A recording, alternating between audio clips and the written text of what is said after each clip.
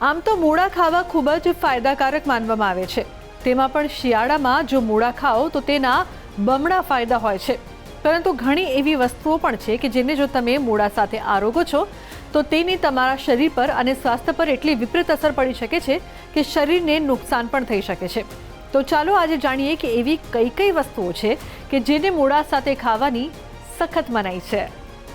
મૂળાને ખાટા હોય એવા ભોજન સાથે ખાવાથી પાચન તંત્રને નુકસાન પહોંચી શકે છે અને ગેસ, વિચિત્ર ઓડકાર અને એસિડિટી જેવી સમસ્યાઓ વધારી શકે છે. આયુર્વેદ મુજબ મૂળા અને દૂધ ક્યારે એકસાથે ન ખાવા જોઈએ. મૂળા ગેસ ઉત્પન્ન કરતી શાકભાજી છે, જ્યારે દૂધ ઠંડુ અને ભારે હોય છે. જો બંનેનું એકસાથે સેવન કરવામાં આવે તો શરીરમાં ઝેરી પદાર્થ બને છે અને તેનાથી પેટમાં દુખાવો, પેટ ફૂલવું, ઓડકાર અને ઉલટી થઈ શકે છે. તેથી મૂળા ખાધાના ઓછામાં ઓછા 2 કલાક પછી દૂધ અથવા કોઈપણ ડેરી ખાદ્ય પદાર્થનું સેવન કરો. ભારતના ઘણા ભાગોમાં લોકો મૂળાના પરાઠા સાથે ગોળ ખાય છે, પરંતુ મૂળા ઠંડા છે જ્યારે ગોળ ગરમ હોય છે, તેથી એસિડિટી અને ગેસ વધારી શકે છે. ગોળને કારણે મૂળામાં રહેલા ફાઇબરને પચવામાં મુશ્કેલી પડે છે, જેના કારણે પેટ ભારે લાગે છે. મૂળા અને માછલી એકસાથે ખાવાની પણ સખત મનાઈ છે. તેમના ગુણધર્મો વિપરીત છે. મૂળા શરીરમાં ગેસ વધારે છે, જ્યારે માછલી શરીરમાં ગરમી ઉત્પન્ન કરે છે. તેમને એકસાથે ખાવાથી ત્વચાની સમસ્યાઓ, પિત્તનું અસંતુલન અને પાચન સમસ્યાઓ થઈ શકે છે. જો તમે માછલી ખાઓ છો તો ઓછામાં ઓછા 5 થી 6 કલાક પછી મૂળાનું સેવન કરો. મૂળા ખાવાથી શરીરમાં ગેસ અને એસિડિટી થઈ શકે છે. તેથી નારંગી, લીંબુ અથવા જામફળ જેવા ખાટા ફળો સાથે ખાવાથી વધુ એસિડિક પ્રતિક્રિયા થઈ શકે છે. આ પેટ અને આંતરડા પર સીધી અસર કરે છે, જેના કારણે હાર્ટબર્ન, ઓડકાર અને ગેસ વધે છે. તેથી મૂળા ખાધા પછી તરત જ કોઈ પણ ખાટા ફળ ખાવાનું ટાળો. મૂળા અને મધનું એકસાથે સેવન કરવું પણ હાનિકારક માનવામાં આવે છે. મૂળા શરીરને ઠંડુ પાડે છે, જ્યારે મધ ગરમ કરવાની અસર ધરાવે છે.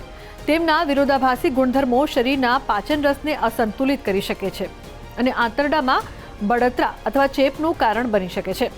મૂળા ખાધાના ઓછામાં ઓછા 3 કલાક પછી મધનું સેવન કરવું શ્રેષ્ઠ છે.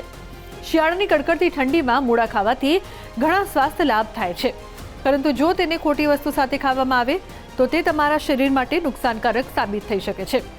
આયુર્વેદ અનુસાર મૂળાનું સેવન દૂધ, ગોળ, માછલી, ખાટા ફળો અને મધ સાથે ક્યારેય ન કરવું જોઈએ, કારણ કે તેનાથી ગેસ, ઓડકાર, એસિડિટી અને પાચન સમસ્યાઓ વધી શકે છે. હવે તમે મૂળા અત્યારે ખાઓ છો તો કઈ વસ્તુઓ સાથે અવોઇડ કરવા કે જેથી કરીને એનો સંપૂર્ણ લાભ મળી શકે? તો કે કોઈ પણ વસ્તુ ખાટી, જેમ કે લીંબુ છે અથવા તો લીંબુના વર્ગના ઘણા બધા ફળો છે, નારંગી છે, મોસંબી છે, એવા બધા ફળો સાથે મૂળા ન ખાઓ, એ હિતાવહ છે. હવે બીજું, ગોળ સાથે મૂળો ન ખવાય. જો ગોળ સાથે મૂળા ખાઓ છો તો એ તમને પચવામાં, ચયાપચયની પ્રક્રિયામાં ધીરું પડી જશે અને એને કારણે ઉધ્વગમનનો ગેસ થશે, ઉધ્વગમન થતો વાયુ થશે, પિત્ત પર ચડશે વાયુ, અને જેને કારણે તમને અનઇઝીનેસ થઈ શકે, એસિડિટી થઈ શકે. હવે મૂળાને ત્રીજું, મધ સાથે ન ખાવા જોઈએ.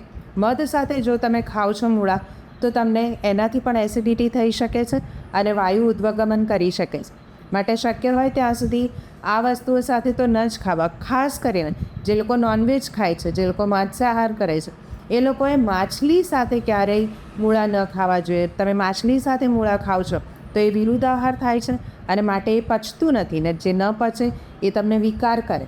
માટે મૂળા ખાતા પહેલાં ખટાશ, લીંબુ જેવા બીજા ફળો, મધ, ગોળ અને માછલી, આ વસ્તુઓનું સતત ધ્યાન રાખજો કે એને ક્યારેય આ મૂળા સાથે ન ખાઓ. તો આજના અમારા આ અહેવાલમાં બસ આટલું. ફરી મળીશું એક નવી અને મહત્વપૂર્ણ જાણકારીની સાથે. પરંતુ આ વિડીયોને આપ ખાસ લાઇક કરજો અને વધુમાં વધુ શેર પણ કરજો, જેથી વધુમાં વધુ લોકો સુધી આ માહિતી પહોંચી શકે કે મૂળા સાથે કયા આહાર ન આરોગવા જોઈએ, જે વિરોધાહાર છે. નમસ્કાર.